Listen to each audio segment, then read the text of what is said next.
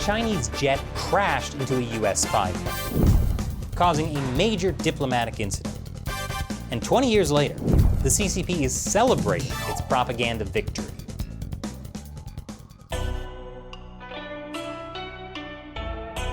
Welcome to China Uncensored. I'm Chris Chappell. Last week was the 20th anniversary of the Hainan Island incident. On April 1st, 2001, a Chinese fighter jet collided with a US reconnaissance plane above the South China Sea. The Chinese jet crashed, but the US plane managed to land on Hainan Island in China. The collision caused a major diplomatic incident between the US and China. It was also the first big foreign policy test for the George W. Bush administration. That is, after someone finally convinced President Bush that the collision actually happened and was not, in fact, an elaborate April Fool's Day joke set up by Dick Cheney. He's such a kidder. We've never talked about the Hainan Island incident on this show. It happened way before China Uncensored, even before YouTube. But US-China relations are still feeling the repercussions of that incident even 20 years later. So let's take a look back at what happened. April 2001. It was a different time. China Uncensored didn't exist yet. But if we did, we probably would have had a GeoCities website, which you could have found by asking Jeeves on your Netscape navigator. And YouTube wasn't around, so China Uncensored would probably just be flash animations, where I talk about the dangers of the Chinese Communist Party while answering emails. It would have been very popular. On April 1st, 2001, a US Navy EP-3 maritime patrol craft was on a routine surveillance flight over the South China Sea when it was intercepted by two Chinese J-8 fighter jets. That was not unusual either, but the Chinese jets had a habit of getting dangerously close to US planes, and they had been getting more aggressive, to the point that the US had already made official protests to China about the issue. One of the Chinese pilots, Wang Wei, was especially known for pulling dangerous stunts. After the Chinese jets appeared, the US plane turned back and started heading back to base. At this point, they were about 70 miles off the coast of Hainan Island, over international waters in the South China Sea.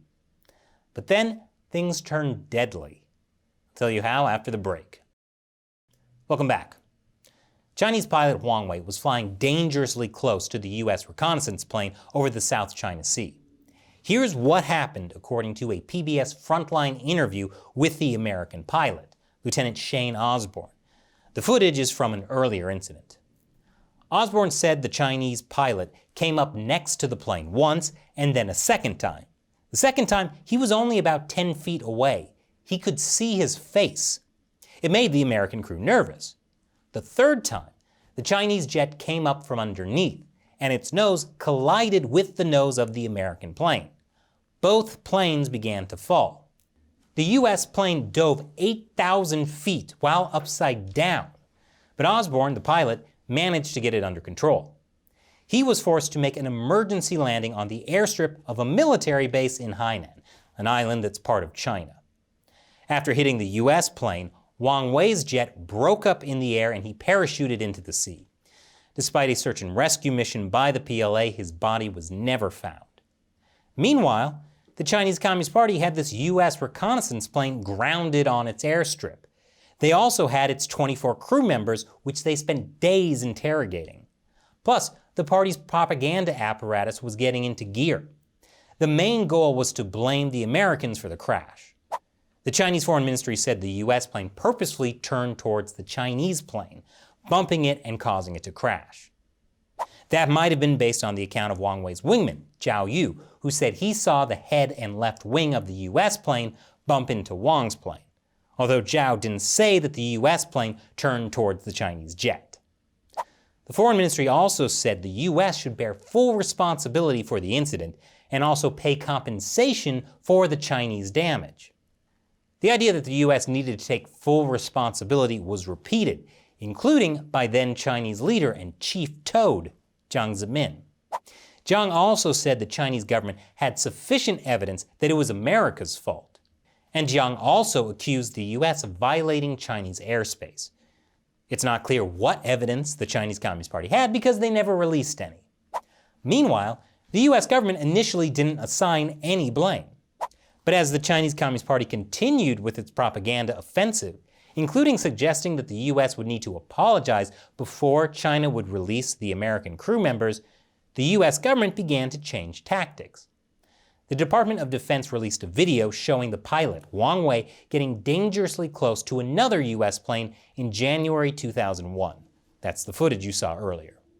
The US also released a photo showing Wang Wei flying close to a US plane and holding up his email address. You can't quite make it out in the photo, but I'm guessing it was an AOL.com address. But basically, the US was showing Wang Wei was a reckless pilot who had a history of showboating and harassing US planes. That's something the Chinese Communist Party didn't want to get out, since they were making Wang into a martyr, including awarding him the title of Guardian of the Territorial Airspace and Waters. After days of tense negotiations, the US ambassador to China issued what became known as the Letter of Two Sorries. The letter expressed sincere regret over China's missing pilot and said that the US was sorry for their loss. It also said the US was very sorry the entering of China's airspace and landing did not have verbal clearance. Keep in mind, this US reconnaissance plane, or what Chinese propaganda would like you to remember as the spy plane, was flying over international waters when it was hit. It only entered Chinese airspace to make the emergency landing. But the Chinese regime took this as the US apologizing for the incident. The US maintained that the letter expressed the Bush administration's regret and sorrow, but it was absolutely not an apology. Diplomacy, the art of purposeful ambiguity so that both sides can say they won. But what happened to the American crew? And what happened to the plane with the sensitive technology on board? I'll tell you after the break. Welcome back. The US sent China a letter of regret about the collision, and afterwards, China released the 24 American crew members. They flew back to the US 10 days after their emergency landing. And the US reconnaissance plane was eventually dismantled and returned to the US 3 months later. The US also paid China more than $30,000 to cover the costs of housing the American plane crew, which the Chinese regime claimed was compensation for the crash. After the Americans were safely home, the Bush administration was more direct about blaming the Chinese pilot for the collision. But the damage was already done. The Chinese Communist Party's narrative that it was America's fault was here to stay. In the aftermath of the incident, it was clear that the Chinese Communist Party was able to learn quite a bit of classified intel from the US plane. Although the EP-3's crew tried to destroy as much classified information as they could, including by smashing computers, they weren't able to do so completely. It's even possible that the Chinese Communist Party was able to reverse engineer the plane's operating system. Mastering it would give China a roadmap for decrypting the Navy's classified intelligence and operational data. In 2008, an unrelated incident showed this data breach might have happened.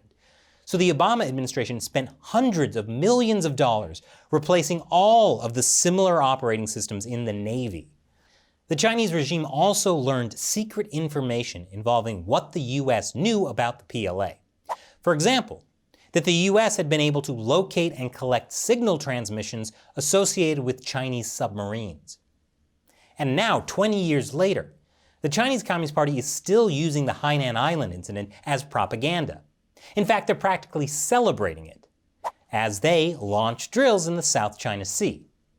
Here's a photo of the pilot Wang Wei's memorial. Someone placed a basket of flowers with a photo of Chinese Communist Party official Yang Jiechi lecturing US officials during the Alaska meeting a few weeks ago. The message is clearly that China is a lot stronger than it was 20 years ago, and now it's a match for the US. And the Chinese Communist Party is, of course, sticking with their propaganda narrative that it was the US plane's fault. 美军侦察机突然大动作转向，撞向王伟驾驶的战机。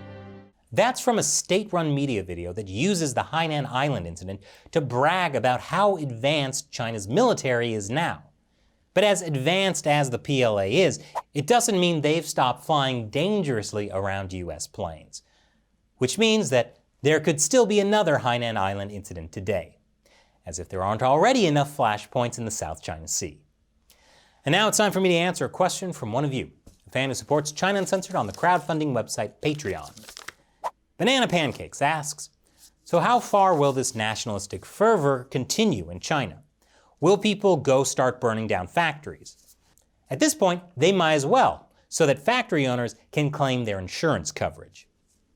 Now that's in reference to our episode about China boycotting foreign brands like H&M and Nike because they refuse to use Xinjiang cotton, aka cotton that is likely made from slave labor. Well, Banana Pancakes, the truth is that the nationalistic fervor will continue as long as it's useful for the Chinese Communist Party.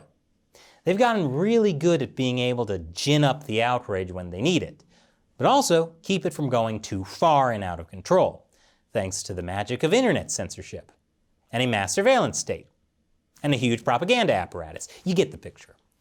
Burning down factories would be going too far, because then it would make China look bad, just like the anti-Japanese protests back in 2012 that turned into people burning Japanese cars and causing over $100 million in damage. Plus, there's always the possibility that if you let people protest too much about one thing, they could start protesting about other things. Or even worse, protesting against the Chinese Communist Party. So they're not going to let that happen. Thanks for your question, Banana Pancake. Be like Banana Pancakes. Go to patreon.com/China Uncensored and support the show for as little as $1 an episode. And I could answer your question too. And thank you for watching this episode of China Uncensored. Once again, I'm Chris Chappell. I'll see you on our GeoCities page.